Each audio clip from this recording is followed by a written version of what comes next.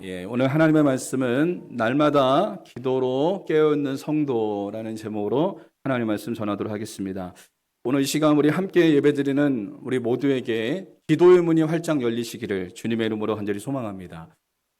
우리는 이 땅에 살면서 우리가 반드시 기억해야 될 것이 있는데요. 기도가 막히면 안 됩니다. 기도가 막힌다는 건 뭐냐면 하나님과 소통하는 것이 막힌다는 거거든요. 우리는 늘 기도가 막히지 않고 하나님과 늘 소통하는 하나님의 사람들이 여러분 될 수 있기를 바랍니다. 우리가 어느 곳에 있든지 어떤 형편에 있든지 간에 하나님과 늘 이렇게 기도로 소통하는 자가 되면 반드시 승리하는 역사가 여러분 일어날 줄 믿으시길 바랍니다. 다니엘이 사자굴에 집어 던진 바 되어졌잖아요. 얼마나 무지막지한 그 곳에 들어갔습니까? 그러나 다니엘이 사자굴에 들어가서도 하나님과 소통하는 자가 됐습니다. 그랬더니 하나님께서 어떻게 하셨죠? 다니엘을 지켜주셨어요. 사자의 입을 막아주셨습니다. 그래서 하나님께서 다니엘을 털끝 하나 다치지 않게 하시는 역사가 일어났던 것처럼 올 한 해 2023년도에 우리의 삶 속에 기도의 문이 활짝 열리시기를 주님의 이름으로 간절히 소망합니다. 그래서 하나님이 우리를 지키시고 보호하시고 하나님의 은혜의 손길로 인도하시는 역사가 올 한 해에 충만하게 있기를 주님의 이름으로 간절히 소망합니다. 오늘 본문 2절을 보면 여러 번역본으로 우리가 좀 살펴보기를 원하는데요. 우리가 가지고 있는 성경이 개역 개정판이거든요. 그 성경에 보면 이렇게 나옵니다. 기도를 계속하고 이렇게 말씀하고 있고요. 그다음에 우리가 예전에 봤던 개역 한글판에는 이렇게 얘기하고 있습니다. 기도를 항상 힘쓰고 라고 말하고 있습니다. 또 새번역 성경에서는 2절 말씀을 이렇게 번역하고 있습니다. 기도에 힘을 쓰십시오. 이렇게 말을 하고 있어요. 그래서 이 말씀을 종합해 보면 성도가 날마다 힘써야 할 것이 있는데 그것은 무엇이냐면 기도라는 것입니다. 기도. 여러분, 우리가 하나님의 백성으로 부르심을 받았는데 우리가 날마다 힘써야 될 것은 기도라는 것을 잊지 마시기를 주님의 이름으로 간절히 소망합니다. 본문의 말씀은 사도 바울이 골로새 교인들에게 편지를 쓴 것이 바로 골로새서인데요. 이 골로새서의 거의 마지막에 와서 사도 바울이 간절하게 권면하고 있습니다. 간절하게. 여러분이 이것을 좀 기억하십시오. 사도 바울이 골로새 교회 성도들에게 간절하게 권면하고 있는 말씀이 오늘 우리가 읽었던 이 본문의 말씀이에요. 그러나 이것은 사도 바울의 말이 아니라 사도 바울 안에 계신 예수님이 골로새 교회 성도들에게 권면하고 있는 것입니다. 예수님께서 십자가를 지시기 전에 겟세마네 동산에서 기도하실 때에 예수님께서 제자들에게 간절하게 권면하신 것이 있어요. 그게 뭐냐면 마태복음 26장 40절에서 41절에 보면 예수님이 이렇게 말씀하셨습니다. 너희가 나와 함께 한 시간도 이렇게 깨어 있을 수 없더냐? 시험에 들지 않게 깨어 기도하라. 마음에는 원이로되 육신이 약하도다. 예수님이 이렇게 제자들에게 권면한 것처럼 사도 바울의 심정이 바로 이와 같은 심정이었어요. 골로새 교회 성도들에게 기도에 힘쓰라고 권면하고 있는 것입니다. 예수님의 마음으로, 예수님의 심정으로 이 골로새 교회 성도들에게 기도에 힘쓰라라고 말하고 있다는 것이죠. 그러나 여러분 우리가 기억해야 될 것은 이 말씀은 골로새 교회만 말씀하는 게 아니라 오늘날 이 시대를 살아가고 있는 우리 둔폭교회에 주시는 말씀이라는 것을 여러분 잊지 마시고요. 또 여기 우리 아버님 어머니 집에 이렇게 방문해서 함께 예배드리는 우리 여러분들에게도 하나님께서 주시는 말씀이라는 것을 꼭 잊지 마시기를 주님의 이름으로 간절히 소망합니다. 하나님께서 우리에게 주시는 이 말씀은 뭐냐면 날마다 깨어서 기도하는 성도가 되라는 것입니다. 여러분 이것을 붙잡는 하나님의 사람들이 되시기를 바랍니다. 그렇다면 왜 성도가 날마다 기도로 깨어있는 자가 되어야 될까요? 첫 번째는 기도는 영적 생명과 직결되기 때문에 우리는 날마다 깨어서 기도하는 자가 되어야 됩니다. 역대상 10장에 보면 사울 왕이 비참하게 죽음을 맞이해요. 비참하게 죽음을 맞이하는데요. 그 사울 왕이 비참하게 죽음을 맞이한 것에 대해서 성경을 뭐라고 얘기하고 있냐면 이렇게 얘기하고 있습니다. 사울 왕의 비참한 죽음은 신접한 자에게 묻되 하나님께 묻지 않았기 때문이다. 라는 것을 말씀으로 말씀하고 있어요. 그래서 역대상 10장 13절에서 14절에 보면 이렇게 나옵니다. 제가 좀 읽어드릴게요. 사울이 죽은 것은 여호와께 범죄하였기 때문이다. 그가 여호와의 말씀을 지키지 아니하고 또 신접한 자에게 가르치기를 청하고 여호와께 묻지 아니하였으므로 여호와께서 그를 죽이시고 그 나라를 이새의 아들 다윗에게 넘겨주셨더라. 이렇게 얘기하고 있어요. 이 말은 뭐냐면 사울 왕이요, 하나님께 기도하지 않았습니다. 누구에게 물어봤냐면 신접한 자에게 물어본 거예요. 오늘날 얘기하면 무당에게 찾아간 것이고 점치는 자에게 찾아가서 그의 미래를, 그의 문제를 가르쳐달라고 이렇게 얘기한 거예요. 살아계신 하나님 앞에 기도로 여쭤보지 않았다는 겁니다.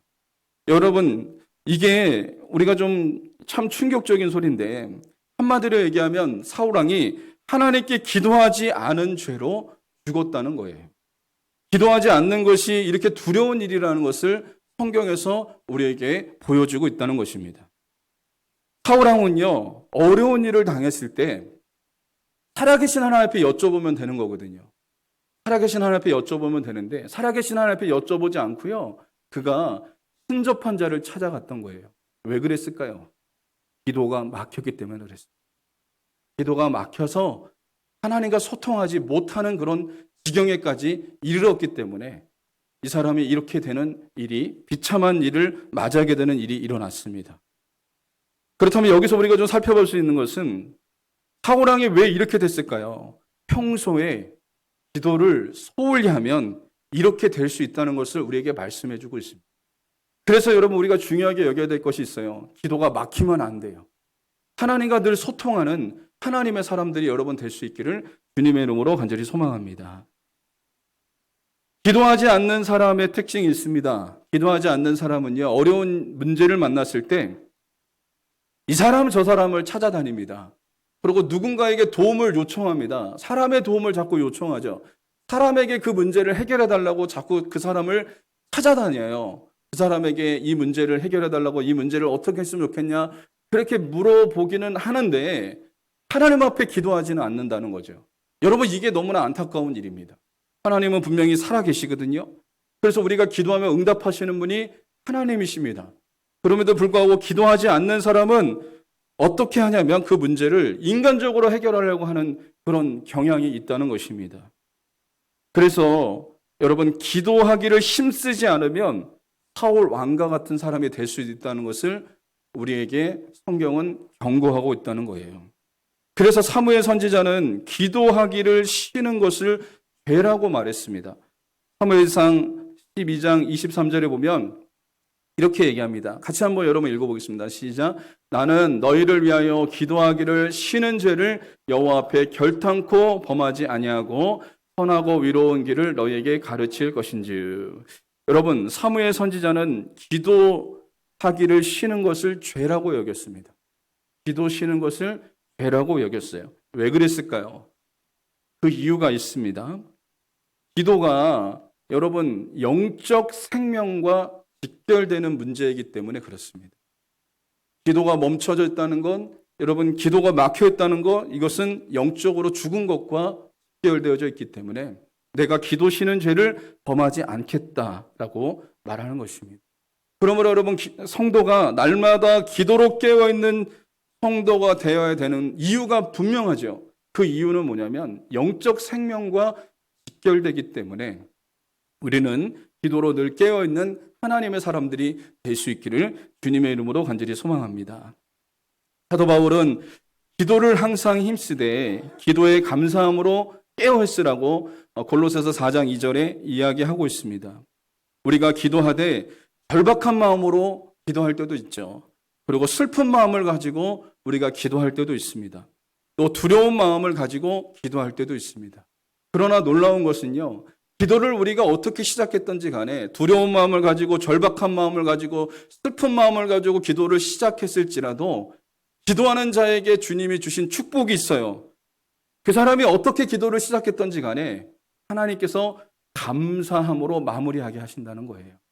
우리의 기도가 정말 낙심한 가운데 기도했을지라도, 절망 가운데 기도했을지라도 하나님께서 주시는 기도자에게 축복이 있는데 그 자에게 감사함으로 그 기도가 마무리되어지는 역사가 여러분 일어난다는 것이죠. 왜 그렇습니까? 그 이유가 있습니다. 기도하는 사람은 예수님을 바라보기 때문에 환경과 상황과 형편을 뛰어넘어서 감사하는 마음으로 그 마음이 바뀌는 역사가 여러분 일어나게 되는 거예요. 이게 바로 기도자의 축복이라는 것을 여러분 잊지 마시기를 바랍니다. 그래서 저와 여러분들이 기도하는 자가 되어야 됩니다. 지금 상황과 형편이 어려울지라도 기도의 끈을 놓지 말아야 됩니다. 기도할 수 있는 하나님의 사람이 되어야 됩니다. 그러면 하나님께서 어떻게 역사하시냐? 우리가 기도할 때 감사함으로 깨어있게 하신다라는 것을 말씀해 주고 있습니다. 다윗은요, 어려운 상황 속에서 하나님을 찬양했거든요. 시편 23편에 보면 다윗이, 여러분 시편 23편 보면 다윗이 정말 어디 휴양지에 가서 그가 안전한 가운데 쓴 시가 시편 23편으로 우리가 오해할 수 있는데요. 그러나 그렇지 않습니다. 시편 23편의 배경은요, 다윗은 사울 왕을 피해서 도망자의 신세에 있었을 때 시편 23편을 기록을 했어요. 그는 사망의 음침한 골짜기를 다닐지라도 해를 두려워하지 않는다. 그리고 하나님께서 나의 목자가 되신 나는 부족함이 없다. 라고 그가 고백을 했거든요. 어떻게 이렇게 그가 정말 어려움 가운데 죽음의 위협 가운데 놓여 있는데도 불구하고 이런 믿음의 고백을 그가 할 수 있었을까요? 그가 그렇게 할 수 있었던 이유가 뭐냐면 하나님이 본인과 함께 한다는 것을 믿었기 때문에 그래요. 상황과 형편이 어려워도 우리 주님이 자기와 함께 한다는 것을 믿었기 때문에, 그리고 기도했기 때문에 이 사람의 기도가 감사함으로 바뀌는 역사가 여러분 일어났던 것을 보게 됩니다. 그러므로 저와 여러분들이 날마다 기도로 깨어있는 자가 되어서 형편과 처지가 어떻든지 간에 우리가 감사함이 넘치는 하나님의 사람들이 될 수 있기를 주님의 이름으로 간절히 소망합니다.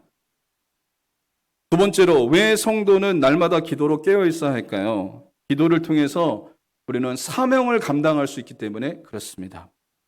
바울은 골로새 교인들에게 기도하라고 권면하고 있어요. 오늘 본문에 보면 기도하라고 권면하고 있고요. 그 다음에 우리 3절에 보면 자신을 위해서 기도해달라고 그렇게 지금 부탁하고 있습니다. 3절에 보면 또한 우리를 위하여 기도하되 이렇게 얘기합니다. 우리를 위하여 기도하라는 것은 자기 자신을 위해서 좀 기도해달라는 거예요. 사도 바울을 위해서 좀 기도해달라고 지금 기도 요청을 하고 있는 겁니다. 골로새 교회 성도들에게 기도하라고 얘기하고, 그리고 그것뿐만 아니라 자신을 위해서 좀 기도를 해달라고 이 사람이 요청하고 있어요. 그렇다면 사도 바울은요, 기도의 능력을 알았던 사람입니다. 기도의 능력을 알았던 사람이에요. 골로새 교회는요, 영적으로 연약한 교회였거든요. 영적으로 연약해서 사도 바울이 가르쳐야 됐고, 사도 바울이 도와줘야 됐고, 권면해야 되는 그런 교회였습니다. 어떻게 보면 영적으로 약한 교회였습니다. 그럼에도 불구하고요, 사도 바울은요, 그 약한 골로새 교회 성도들에게 무슨 힘이 있다고 그들에게 지금 기도를 부탁하고 있습니까? 그들에게 기도를 부탁하고 있어요. 여기서 우리가 좀 주목해서 봐야 될 것은 혼자 기도하는 것과 함께 기도하는 것은 역사가 다르다는 것을 말해주고 있어요. 바울은요, 기도의 능력을 알았기 때문에 연약한 골로새 교회 성도들일지라도 그들이 바울과 함께 기도하면요, 하나님의 역사를 이룰 수 있다는 것을 사도 바울은 믿었던 것입니다.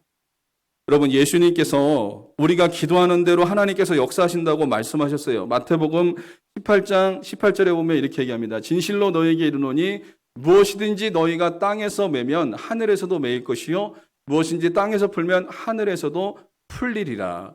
이것은 기도를 얘기하고 있는 겁니다. 땅에서 기도하면 하늘에서 풀리는 역사가 일어날 것이다. 이것을 얘기하고 있습니다. 그런데 더 놀라운 것은 19절로 20절에 보면 이렇게 얘기하고 있습니다. 진실로 다시 너희에게 이르노니 너희 중에 두 사람이 땅에서 합심하여 무엇인지 구하면 하늘에 계신 내 아버지께서 그들을 위하여 이루게 하시리라. 두세 사람이 내 이름으로 모인 곳에는 나도 그들 중에 있느니라. 이렇게 얘기해요. 혼자 기도하는 것과 두세 사람이 기도하는 것과는 엄청난 차이가 난다는 것을 말씀해주고 있는 거죠. 여러분, 그렇습니다. 교회 공동체가 기도할 때 주님은 놀라운 역사를 이루어 가신다는 것을 말씀해주고 있습니다. 교회가 사명을 감당하려면 이 땅에서 교회가 교회의 존재 목적, 교회로서의 사명을 감당하려면 기도하는 공동체가 돼야 돼요. 교회는 기도하는 공동체가 돼야 됩니다. 그럴 때 하나님께서 주시는 그 사명을 감당할 수 있는 교회가 된다는 것을 여러분 말씀해 주고 있습니다. 그래서 둔포 침례교회가 하나님의 사명을 감당하려면 어떤 교회가 돼야 될까요? 기도하는 공동체가 돼야 돼요. 그럴 때 하나님께서 우리에게 주신 사명 감당하는 교회가 될 수 있다는 것을 믿으시기를 주님의 이름으로 간절히 소망합니다. 초대교회 공동체가 어떻게 탄생했죠? 초대교회 공동체는요, 예수님께서 부활하신 후에 40일 동안 계시면서 그분이 이 땅에서 마지막으로 어떤 말씀을 하셨냐면 하나님께서 약속하신 성령을 받기를 너희가 사모하면서 기도해라 라고 예수님께서 그들에게 말씀하셨거든요. 제자들에게. 그들은 예수님의 말씀을 붙잡고요, 마가다락방에 모여서 성령 받기를 위해서 기도합니다. 기도. 오순절 날에 그 마가다락방에 하나님의 성령이 임했죠. 기도하는 그들에게 성령이 임했습니다. 약속의 말씀을 붙잡고 기도하는 그들에게 성령이 임해서 그곳에서 성령이 임한 그 놀라우신 역사로 말미암아 교회가 탄생하는 역사가 일어났던 거예요. 여러분, 어떻게 교회가 탄생했죠? 기도할 때 교회가 탄생한 겁니다. 기도할 때 교회가 세워지는 역사가 일어났습니다. 또 그것뿐만 아니라 초대교회 공동체는 죽음의 위협 속에서도 그들이 끝까지 사명을 감당했거든요. 어려움 속에서도, 죽음의 위협 속에서도 그들이 끝까지 사명을 감당할 수 있었던 것은 기도의 힘이 있었기 때문에 그래요. 사도행전 4장 31절에 보면 빌기를 다음에 모인 곳이 진동하더니 무리가 다 성령에 충만하여 담대히 하나님의 말씀을 전하니라. 이렇게 얘기합니다. 이 말씀은 뭐냐면요, 초대교회 공동체가 복음을 전했습니다. 예수님을 전했습니다. 그랬더니 여러분, 그들이 잡혀가서요, 매를 맞고 뭐라고 했냐면 다시 한번 예수님의 얘기 한 번만 꺼내면 너희는 다 죽일 줄 안다. 너희를 다 죽여버리겠다. 이렇게 위협을 했어요. 얼마나 두렵습니까? 여러분, 예수님을 전하다가 죽을 수 있는 그런 위험이 그들에게 찾아온 거예요. 엄청난 핍박이 그들에게 찾아왔어요. 그러나 그들이 모여서 한 것이 뭐냐면 기도를 했습니다. 기도하니까요, 다시 오순절 마가다락방에 임한 하나님의 성령이 다시 임했습니다. 성령이 다시 임하니까 그들이 다시 어떻게 했냐면요, 핍박을 받았지만 또다시 나가서 복음을 전합니다. 환난이 와도 또 전합니다. 어떻게 그들이 복음 전하는 자가 됐죠? 다시 주님의 사명을 감당할 수 있는 자가 됐죠? 기도했을 때 하나님께서 힘을 주셨다는 거예요. 여러분, 그러므로 교회가 하나님의 사명을 감당하려면 기도하는 공동체가 되어야 됩니다. 이게 바로 교회의 사명을 이룰 수 있는 비결이라는 것을 여러분 잊지 마시기 바랍니다. 또 초대교회 중 하나인 안디옥 교회가 바울과 바나바를 따로 세워서 선교사로 파송하거든요.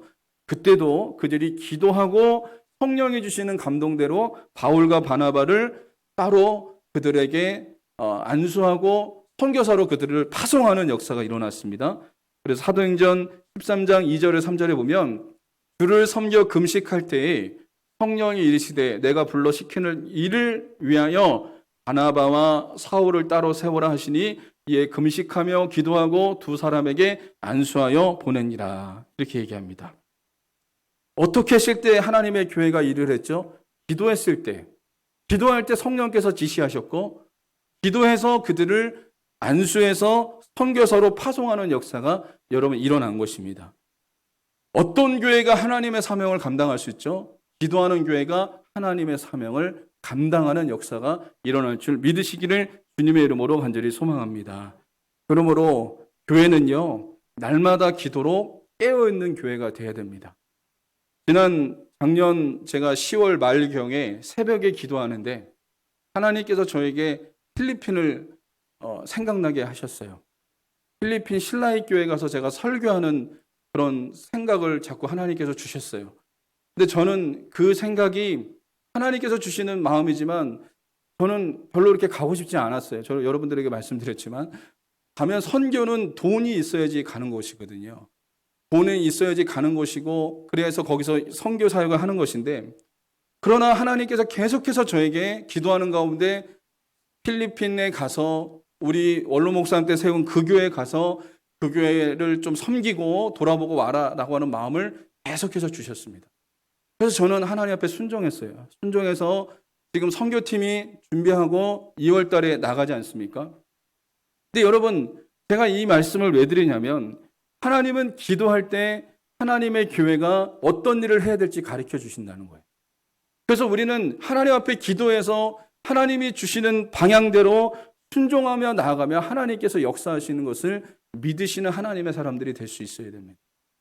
기도하는 자에게 사명을 감당하게 하시고 기도하는 자에게 하나님의 뜻을 이루는 하나님의 통로로 쓰임받는 역사가 여러분 일어난다는 것을 말씀하고 있다는 것입니다. 사도 바울은 이것을 너무나 잘 알았기 때문에 연약한 골로새 교회 성도들에게도 기도해달라고 부탁한 거예요. 기도의 능력이 얼마나 큰지 사도 바울은 알았기 때문에 기도 부탁을 한 것입니다. 또 여러분, 또 사도 바울의 기도 부탁을 통해서 우리가 좀 배워야 될 기도의 교훈이 있는데, 사도 바울은요, 자신의 개인적인 어려움이나 필요를 위해서 기도해달라고 하지 않고요, 그는 놀라운 지금 고백을 하는데요, 그는 억울하게 지금 감옥에 갇혀 있습니다. 이 골로새서를 쓸 때는 사도 바울은 지금 감옥에 갇혀 있을 때 감옥 안에서 사도 바울의 골로새서를 썼거든요. 그렇다면 여러분 한번 생각해 보십시오. 억울하게 감옥에 갇혀 있고 감옥은 얼마나 답답한 것입니까? 그러면 사도 바울이 골로새 교회 성도들에게 뭐라고 부탁해야 될까요? 나로 하여금 빨리 풀려나게 해달라고 좀 하나님 앞에 기도해 줘라. 이렇게 부탁하는 게 당연한 거 아닙니까? 그러나 사도 바울은 그렇게 기도를 부탁하지 않았습니다. 여기 감옥 안에서 전도할 수 있도록 전도의 문이 열리기를 위해서 기도해 달라고, 내가 복음 전할 수 있기를 위해서 기도해 달라고 사도 바울이 부탁했거든요. 그래서 3절에 보면 이렇게 얘기합니다. 또한 우리를 위하여 기도하되 하나님이 전도할 문을 우리에게 열어주사 그리스도의 비밀을 말하게 하시기를 구하라. 내가 이 일 때문에 매임을 당하였노라. 사도 바울의 사명이 있어요. 사도 바울은요, 어느 곳에 있든지 복음 전하는 것이 그의 사명이었습니다. 그의 사명은 예수 그리스도를 전하는 것이 사명입니다. 근데 그는 감옥에 갇혀 있잖아요. 감옥에 갇혀 있다면 거기서도 그가 복음을 전하는 것이 하나님의 뜻이라는 것을 사도 바울은 알았어요. 그래서 지금 기도 부탁을 하는 겁니다. 그러면서 4절에 얘기하기를 그리하면 너희가 나를 위해서 기도해 주면 내가 마땅히 할 말로써 이 비밀을 나타내리라. 이 비밀은 뭡니까? 복음의 비밀입니다. 복음의 비밀을 내가 그들에게 말할 것이다 라고 얘기하는 거예요. 사도 바울은요, 그 감옥 안에서 만나는 로마 군병들에게 복음을 전하기 원했고요. 또 재판하면 이 로마의 그 높은 고위 관료들이나 황제 앞에 설 때에 그들에게도 자기가 복음을 전하겠다고 얘기하고 있는 거예요. 그러나 너희가 기도해 줄 때 나를 통해서 그리스도의 비밀이 증거되어질 것이고 그 복음의 비밀을 통해서 그들이 예수 믿는 역사가 일어날 수 있기 때문에 나를 위해서 기도해 줘라 라고 지금 그가 기도 부탁을 하고 있는 거예요. 그러면 이 말은 뭐냐면 사도 바울은요, 사명을 감당할 수 있는 것이 기도의 힘에 있다는 것을 사도 바울은 알았다는 겁니다. 여러분이 2023년도에 교회 여러 가지 직분을 맡으셨죠? 그리고 여러분에게 하나님께서 직책을 주셨습니다.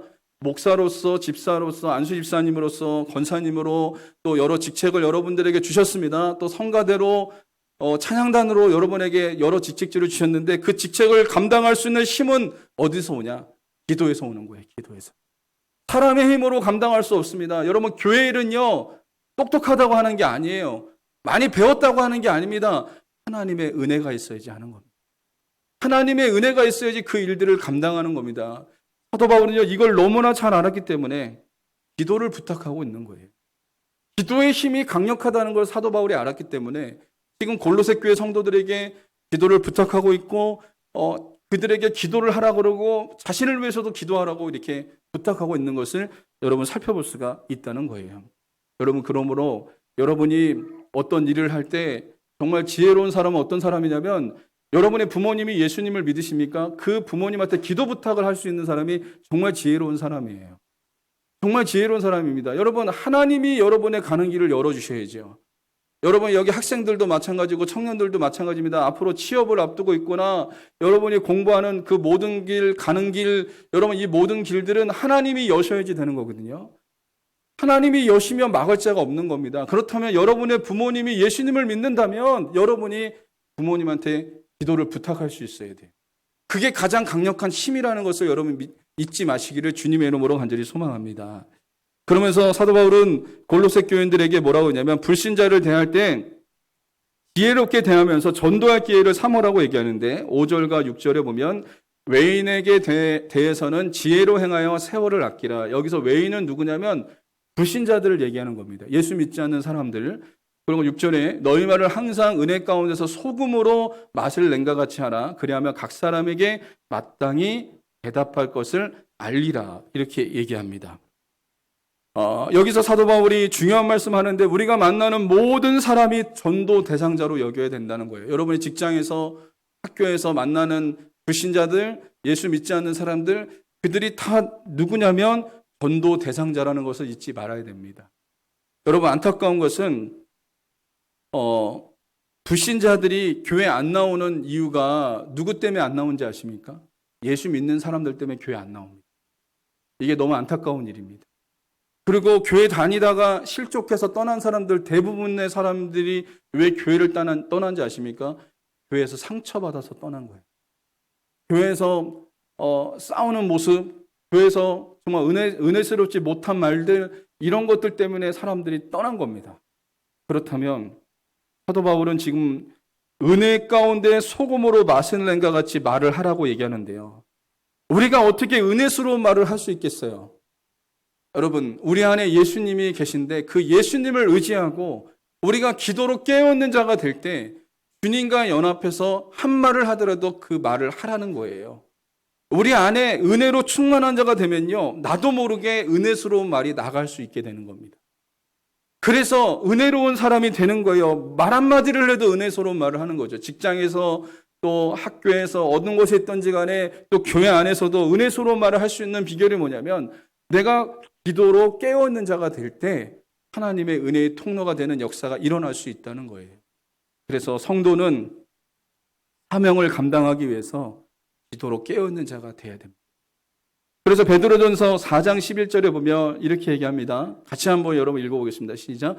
만일 누가 말하려면 하나님의 말씀을 하는 것 같이 하고 누가 봉사하려면 하나님이 공급하시는 힘으로 하는 것 같이 하라. 이는 범사에 예수 그리스도로 말미암아 하나님이 영광을 받으시게 하려 함이니.